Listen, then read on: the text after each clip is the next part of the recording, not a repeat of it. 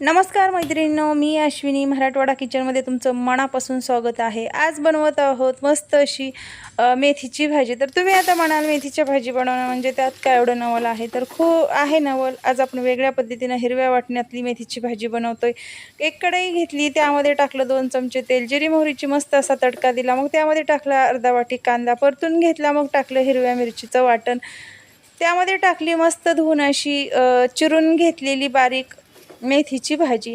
लांब लांब पीसेसमध्ये त्याच्या काड्या कवळ्या असतील तर त्या कट करून घ्या आणि नंतर सुरीच्या साहाय्याने किंवा वेळीने मग कट करून घ्या। मग त्यामध्ये टाकली भिजून घेतलेली मुगाची डाळ आणि 2 चमचे घातलं शेंगदाण्याचं कूट। या पद्धतीने हिरव्या वाटणातली मस्त अशी मराठवाडा किचनची ही रेसिपी करून बघा, अतिशय खायला छान लागते। तुम्ही चपाती भाकरी कशासोबत ही खाऊ शकता आणि तुम्ही बनवल्यानंतर मला कमेंट करून सांगा ही मराठवाड्याची रेसिपी कशी बनलेली आहे ते।